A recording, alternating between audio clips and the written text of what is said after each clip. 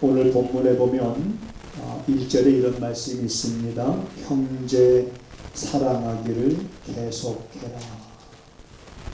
이 말은 사랑은 항상 우리의 삶 속에서 현재 진행형이 되어야 되는 겁니다. 형제 사랑하기를 중단하지 말고 멈추지 말고 계속 하는 그것이 그 모습이 저와 여러분들의 모습이 되기를 주님의 이름으로 부탁을 드립니다. 그리고 이제 자라가는 우리들의 자녀들이 그러한 삶을 통해서 하나님과 사람 앞에서 은총과 기준이 여김을 받고 사람들에게 인정받는 그러한 자녀들이 되어 우리 부모의 기쁨이 되기도 하지만 또 하나님의 이름을 높일 수 있는 그런 지도자의 자질을 갖춘 우리 자녀들이 되기를 주님의 이름으로 축복을 드립니다. 성경에 보면 성령의 충만함이라는 단어가 있습니다. 성령 충만. 성령 충만이라는 것이 뭐냐? 어떤 것이냐? 좀 더 이해를 돕고자 하면 성령에 취하라. 자, 취한다 그러면 여러분은 뭐부터 생각이 납니까? 취하라. 여러분 취하십시오. 그러면 목사님 성령에 취하라는 거 생각 안 하면 다른 게 뭐가 있어요? 술이죠. 네. 저는 목회를 한 이후에는 술 취해본 적이 없습니다. 그런데 딱 한 번 있었어요. 정자동에 있을 때인데 어떤 분이 목사님 저녁에 주무실 때 요거 한 컵씩 드시고 주무시면 몸에 좋다고 해서 자기네가 포도 농사를 졌는데 포도 농사를 이제 진 그분이 이제 그 포도로 자기가 지은 포도로 액기스를 만들어 가지고 온 거예요. 그런데 또 어느 날 아무런 생각 없이 아침에 일어났는데 어제 저녁에 안 먹고 잔 거야. 그래서 어제 저녁에 안 먹었으니까 아침에 먹어야지. 그래서 이제 아침에로 따라서 한 컵을 먹었어요. 근데 그게 처음 먹어보는 거예요. 처음. 근데 그날이 어떤 날이냐면 주일이었어요. 주일인 줄 모르고 아침에 그냥 어쨌든 어제 저녁에 안 먹고 잤으니까 그냥 컵에다 따라서 근데 그게 막 취기가 올라오는 거야. 얼굴이 빨개지고 내가 이렇게 얼굴이 빨개져서 강단에 올라가면 우리 성도들이 우리 목사님 아침부터 성령이 충만하시구나. 어쩌면 저렇게 성령 충만한 모습이 저렇게 겉모습이 보일까 얼굴이 빨갛고 이렇게 생각할 사람들이 몇 명 안 되겠지요. 다 이상하게 생각할 겁니다. 우리 목사님 아침에 왜 저러지? 저도 똑같은 생각을 가졌기 때문에 그때 우리 교회 전도사로 있었던 서정교회 전도사를 얼른 불렀어요. 저 전도사, 내가 오늘 아무래도 설교를 못할 것 같아. 그래서 오늘 나 대신 설교를 인도하고 설교를 하라고 이제 내일까지 했습니다. 하고 나서 그 다음에 이제 막 속이 막 이제 오히트만 나오려고 그래가지고 얼른 그냥 바깥에 나가서 이제 막 이렇게 하고 나니까 속이 좀 편해지더라고요. 속이 편해지면서 설교할 수 있을 것 같아요. 그래서 이제 그날 설교를 했습니다. 우리 성도님들은 몰랐을 거예요. 그죠? 제가 오늘 처음 얘기하는 거예요. 이 술에 취한다. 여러분, 술에 취하는 것과 성령에 취하는 것과 증상이 비슷해요. 증상. 자, 한번 생각을 해보자고요. 술에 취하는 사람이, 이게 우리 성도들은 술을 안 먹어봤기 때문에 참 얘기가 잘 안 될 거예요. 근데 이제 술에 취하면 술 취한 사람들 가만히 보면 뭐가 많아요? 말이 많아지죠. 성령 충만한 사람은 뭐가 많아져요? 왜? 성령 충만한 사람은 어디서나 복음을 전하기 때문에. 그 다음에 술에 취한 사람들은 가만히 있질 않아요. 막 노래를 부릅니다. 성령에 취하니까 늘상 노래가 끊어지지 않아요. 찬양이 끊어지지 않아요. 술에 취한 사람이 평상시 말이 없어, 그 사람은. 근데 술만 취하면 말을 다른 사람 앞에서 잘 못하던 사람이 어디서 그런 용기가 생겼는지 막 말을 그냥 큰 소리로. 근데 성령에 취하니까 다른 사람 앞에 보고 예수 믿으라고 말을 못하던 사람들이었었는데 성령이 충만하니까 예수 믿으라고 말했죠. 또 술 취한 사람들 가만히 보면은 술 이제 먹고 계산할 때 아니 됐어 내가 낼게 서로 이제 지갑이 열려. 그런데 성령 충만해 보니까 우리가 하나님 앞에 헌금 드리는 것도 인색함이 없어. 지갑이 열려. 이런 여러 가지 현상들이 증세가 비슷해요. 취한 증세가. 그런데 술에 취했을 때는 그 술 기운이 그를 지배할 때 그때뿐이에요. 그러니까 이거는 일시적인 겁니다. 그게 그 일시적인 그 맛을 알기 때문에 사람들은 계속해서 그걸 끊지 못하고 그것에 중독이 되죠. 그래서 술에 의해서 결국은 그 사람은 마음대로 됩니다. 그런데 성령의 충만함은 일시적인 기쁨이 아니에요.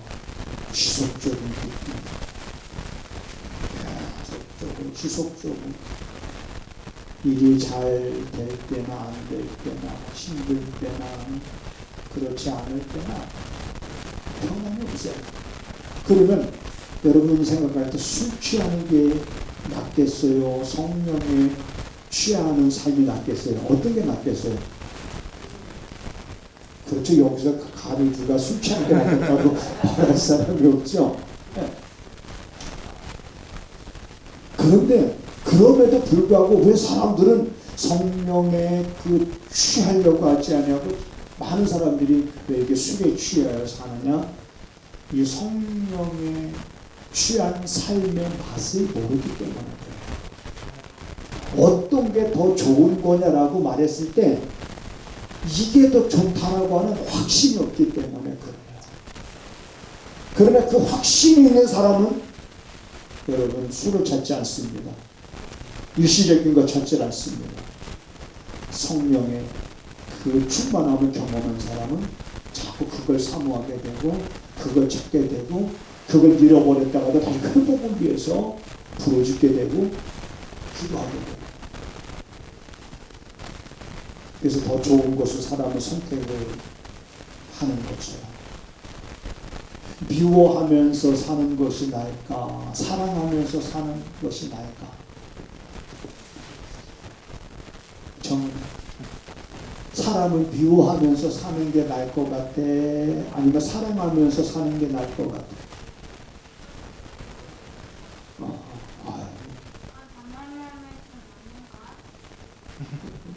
우리 시원이는 어떻게 생각해? 응? 사랑하면서? 지율이는 어떻게 생각해? 지율이 어디 있어? 사람 미워하면서 사는 게 나아? 사랑하면서 사는 게 나아?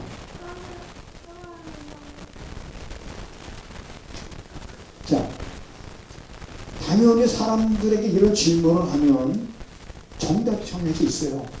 미워하면서 사는 것보다 사랑하면서 사는 게 낫다 라고 말하는데 왜 더 나은 그 삶을 왜 사람들은 살아가지 못하는 것일까?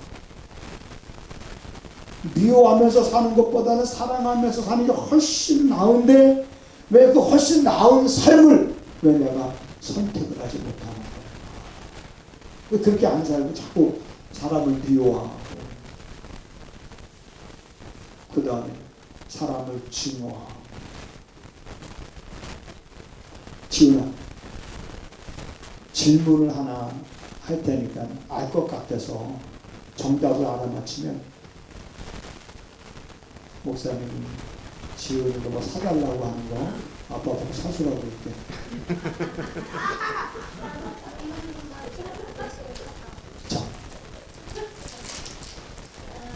아담에게 아들이 있었어요. 가인이 있었고 그 다음에 아벨이 있었어요. 근데 가인이 아벨을 왜 죽였을까? 자기 동생인데. 혹시 지훈의 동생 지훈이 막 미운 적 있을까? 없지? 응.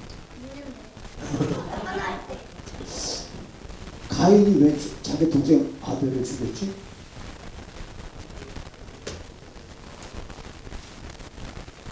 그래도 좀 비슷한 한데 최초의 살인자가 가인이잖아요. 근데 가인이 동생을 죽였어요.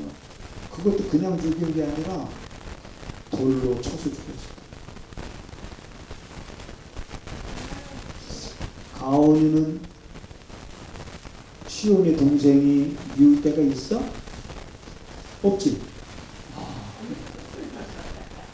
경주에는 정원이 미울 때가 있어?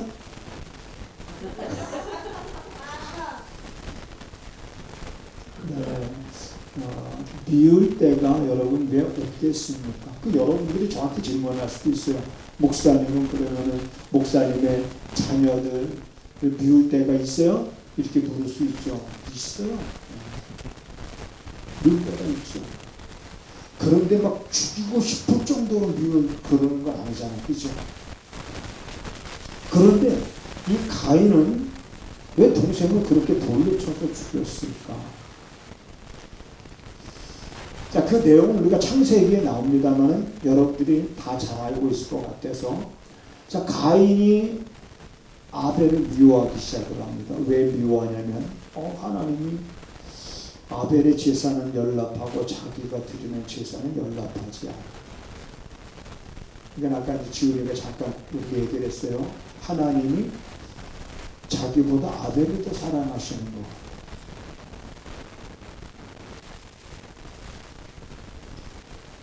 왜 자기에게는 연락이 안 됐을까? 안 됐으면 안 될 이유를 찾는 것이 정석이지요. 그런데 왜 자기에게는 연락이 안 됐을까에 대한 것보다는 하나님께서 왜 아벨의 제사를 연락하셨을까 하면서 아벨에 대한 시기심이 생기기 시작한 거예요. 시기심, 미움.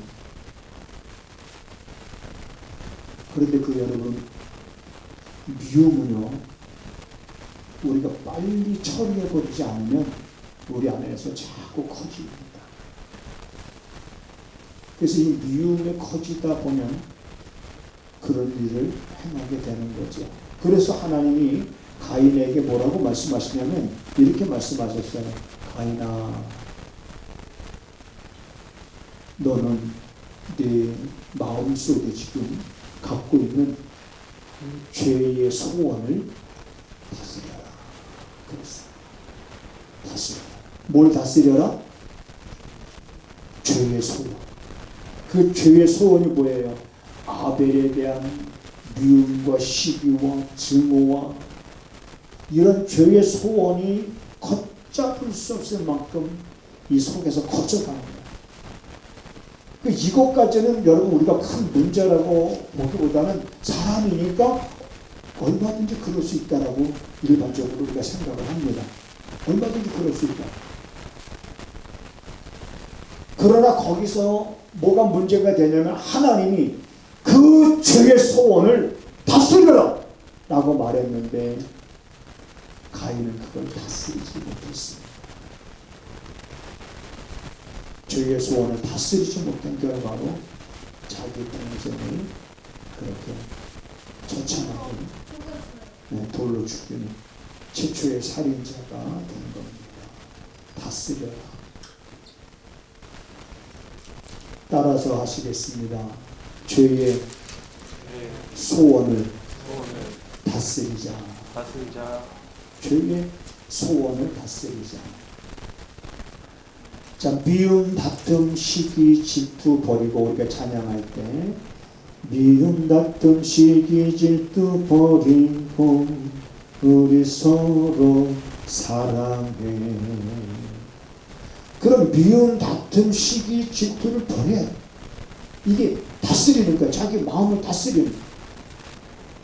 그리고 사랑하기를 계속하라는 그분의 말씀을 따라서 우리가 사랑하기를 계속 해야 되는데, 그 길이, 그게 좋다는 거는 알지만은 그 길은 쉽게 갈 수 있는 길이 아니라 내가 죽어야 걸어갈 수 있는 길인 겁니다. 우리 자아가 죽어야 되는 거예요. 가끔 이제 우리 와이프가 직장에 이제 친구가 있어요. 근데 그 친구 때문에 이제 요즘에는 이제 스트레스 안 받지만 전에는 막 스트레스를 받는 것 같아요. 내가 얘기 듣잖아요. 이렇게 잘 들어주거든요. 그 들으면 나라도 그럴 것 같아요. 아유, 그걸 가만히 두면서 그 싸가지 없는 말. 근데 이제 우리가 그런 마음, 내 마음에 그런 마음이 들지만, 여러분, 그걸 내가 다스리지 못하면, 그보다 더한 미움들이 내 안에 생길 때 다스릴 수가 없어요. 많은 여러분들이 미움, 다툼, 시기, 질투를 잘 다스릴 수 있게 되기를 바랍니다. 예수님께서 우리에게 뭐라고 말씀하셨습니까? 마지막 때가 되어지면 이 사랑이 많은 사람들에게서 식어진다고 말씀하셨어요. 그럼 우리가 살아가고 있는 이때는 정말 어느 때인가? 마지막 때인가? 저는 확실하게 마지막 때라고 말할 수 있는 것은 뭐냐면 성경에서 말하고 있습니다. 성경에서 이미 예수님께서 이 땅에 오셨을 그때가 이미 세상의 끝에 오신 거예요. 히브리서 9장 26절에 보면 예수님께서 세상 끝에 오셔서 무엇을 하셨느냐? 죄를 정결케 하는 일을 하셨다. 이렇게 말하고 있습니다. 히브리서 1장 1절과 2절에 보면 세상 마지막에 하나님께서 아들로 말씀하셨다. 이 말은 하나님께서 아들을 보내셨는데 언제 보내셨느냐? 세상 마지막 때 보내셨다. 베드로전서 1장 20절에 보면 말세에 너희를 위하여 나타나셨느니라. 그러니까 예수님이 이 땅에 오셨어요. 우리 입장에서는 나타나신 거야. 그분이 누구를 위해서? 너희를 위해서. 언제? 말세에. 그러니까 말세라는 말과 마지막이라는 말과 세상 끝이라는 말은 다 같은 의미의 말씀이지 않습니까? 그러니까 이미 이제는 예수님이 오셨을 때가 이미 세상은 끝이라는 얘기죠. 그리고 우리는 지금 어느 때를 살아가고 있느냐? 그 끝에서 2000년 전에 오셨을 때가 세상 끝이라고 그러면 어쩌면 우리는 세상의 그 끝 중에서 이제는 중반을 넘어서 거의 끝부분에 우리가 살아가고 있는 것은 아닌가. 자, 성경에 보면 마지막 때 나타나는 증상 가운데 첫째 기근과 지진이 있겠으며 그 다음에 기후. 그러다 보면 기근이라는 게 이게 뭘까? 기근. 첫째. 지금 아프리카 같은 지역에는 여러분 정말 풍요로운 것 같은데 그렇지 않잖아요. 그러면 그 기근이라고 하는 것 속에 여러분 기후도 들어가지 않겠습니까? 우리가 살아가고 있는 기후. 요즘에 아주 심심치 않게 여러분 방송에 보게 되어지는 그 기후에 대해서 아주 자세하게 얘기하고 있습니다. 지난번에도 얘기했지만 어떤 분이 나와서 그런 얘기를 해요. 앞으로 인천공항도 2050년이 되면 물에 잠길 수도 있다. 어제 본 거는 그 남극의 그 빙하 그 바다 밑에 이제 들어가 보니까 물이 따뜻한 물이 그러면 빙하가 녹아가니까 이게 우린 지금 피부와 닿지 않지만은 여러분 지구가 병들었다는 건 우리가 어느 정도 알지 않습니까? 이런 제 마지막 때가 되어지는 이런 것 때문은 아니겠지만 영향은 있는 거죠. 이런 것 때문에 많은 사람들에게서 사랑이 식어진다. 불법이라고 그랬거든요. 그러니까 그 불법은 뭐냐면 이기주의입니다. 성경에 제가 여러 번 여러분들에게 말씀을 드렸습니다. 이기주의. 예수님께서 마태복음 7장에도 그런 말씀하시잖아요. 불법을 행하는 자들아라는 불법을 행하는 자들을 책망하셔요. 나는 너희를 모르겠다 그랬더니 그들이 뭐라고 말합니까? 주님, 우리가 주님의 이름으로 선지자 노릇도 했고 병든 자도 고치고 귀신들도 쫓아내고 그러니까 주님의 이름으로 엄청난 일을 행한 사람들입니다 라고 말하지만 주님은 모른다고 그래요. 그 불법을 행하는 자라고 그래요. 마태복음 23장에 보면 바리새인과 서기관들을 책망하면서 이렇게 책망합니다. 화 있을 빈저 외식하는 서기관과 바리새인들은 너희 안에 외식과 불법이 가득하다. 그들은 어떤 사람들입니까? 지도자들이에요. 신앙의 본을 나타내는 사람들인데 그들이 좋아했던 건 뭐냐면 사람들 앞에서 자기를 드러내는 걸 좋아했어요. 그러면 마태복음 7장에 제자들이 주의 이름으로 엄청난 일을 행한 건 뭐냐? 주의 이름으로 행했지만 그들은 자기의 이름을 드러내는 거예요. 주님의 이름으로 일하고 자기를 드러내는 이 불법인 거예요. 그러니까 이런 불법, 자기중심적인 삶, 이런 이기주의로 인해서 많은 이들에게서 사랑이 식어질 것이다. 근데 그것을 오늘 우리들은 실감하고 있잖아. 피부로 느끼고 있잖아요. 얼마나 사람들이 여러분 이기주의적인 그런 틀 속에 살아가고 있으면서 문제는 뭐냐면 그것이 이기주의라는 걸 모르고 산다는 거예요. 그걸 이기주의라고 우리가 말한다 그러면 그 말을 듣는 사람은 나와 세대 차이 난다고 말할 거예요. 지금 이렇게 살지 않는 사람이 어디 있습니까? 지금 이렇게 살지 않는 사람이 있다 그러면 내 손에 잠을 지시겠습니다. 이렇게 살지 않는 사람이 어디 있습니까? 라고 했을 때 그렇게 살지 않는 사람을 어쩌면 그런 사람들이 찾아보지 못한 거예요. 그런 사람들이 그런 이기적인 삶을 살지 않는 사람들을 보지 못했다는 건 뭐냐? 이 땅에 1천만의 그리스도인들이 그런 삶을 못 산다는 거죠.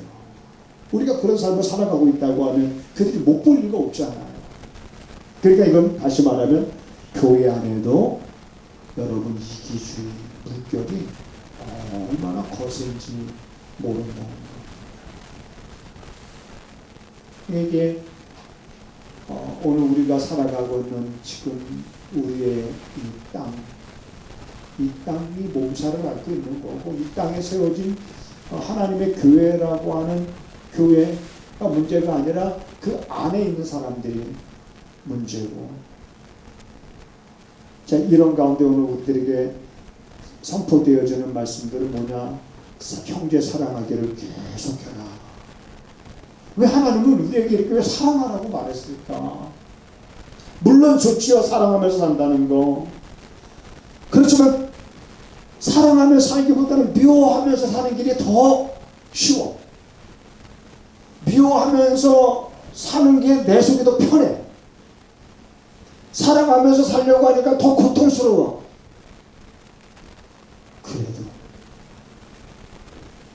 우리는 고통스러워도 말씀을 따라서 여러분 우리가 살아가야 되지 않겠습니까?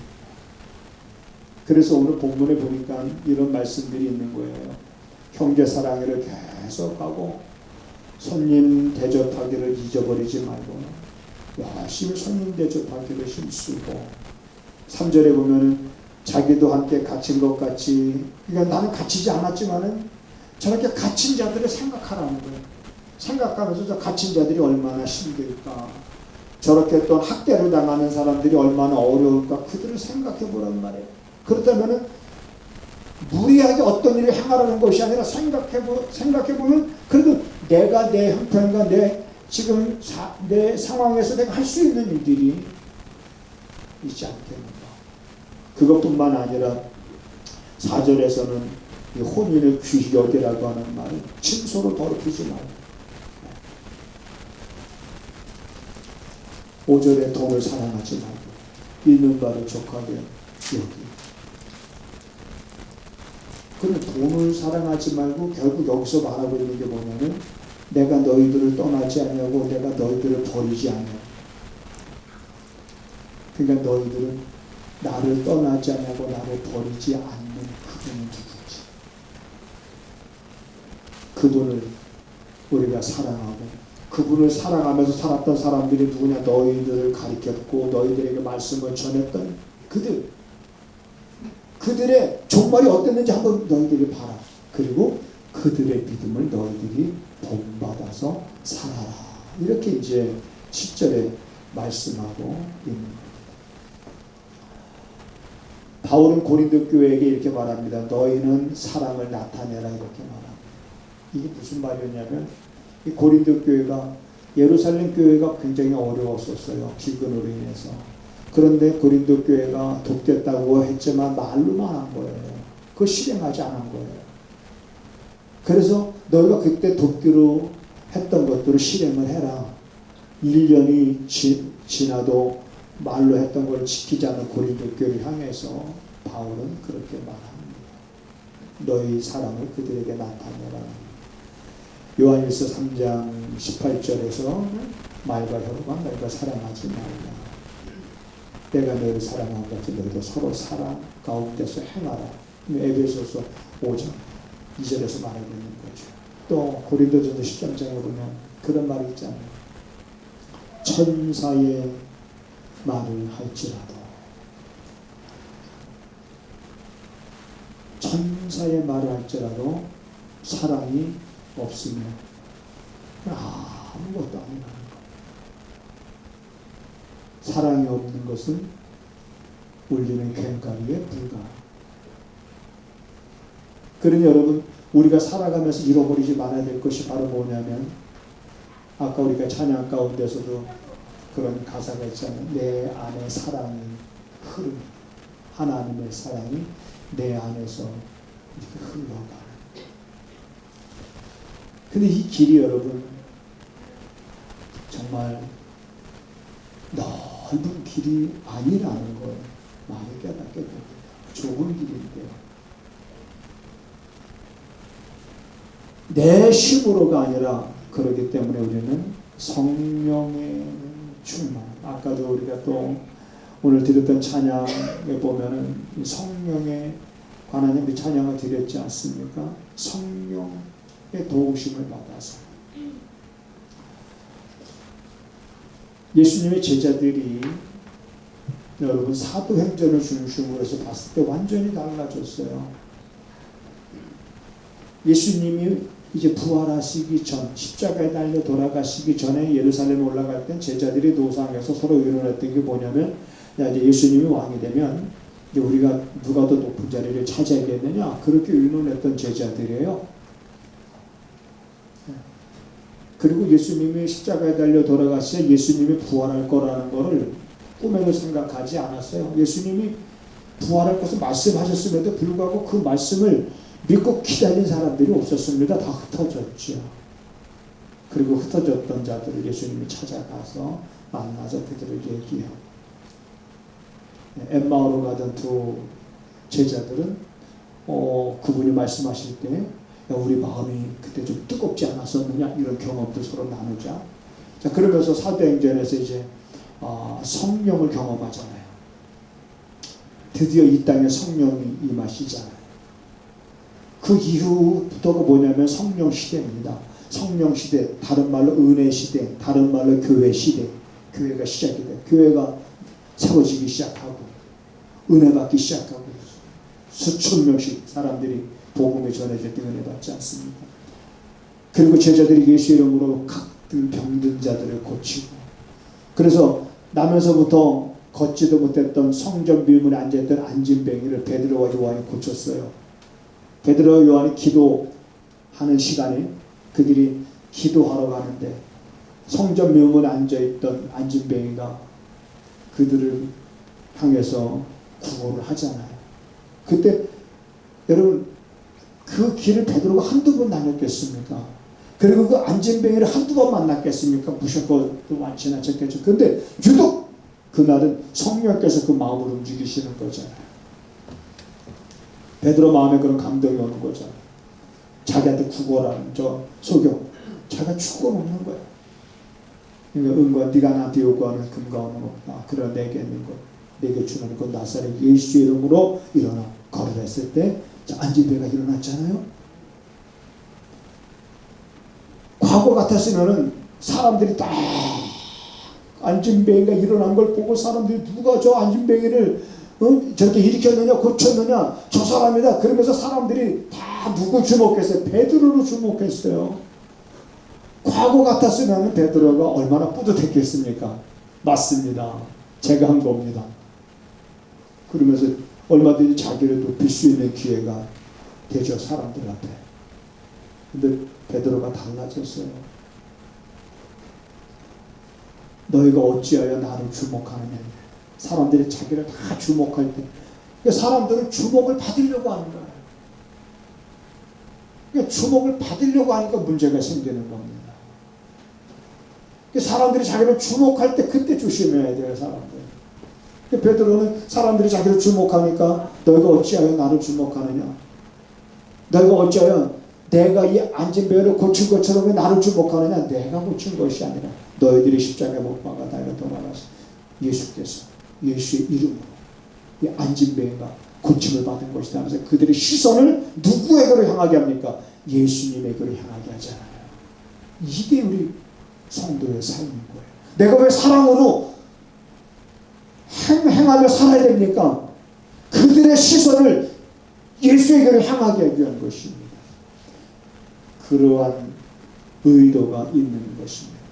그러니까 다시 말하면 형제 사랑하기를 계속하라. 내가 너희를 사랑한 같이 너희도 서로 사랑하라는 계명을 우리에게 주셨어요.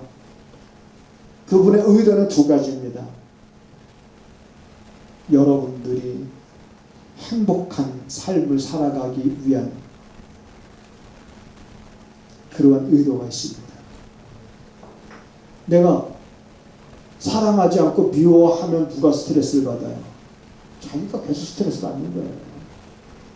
그렇죠? 자기가 스트레스 받는 거예요. 그 다음에 두 번째 의도는 그거죠.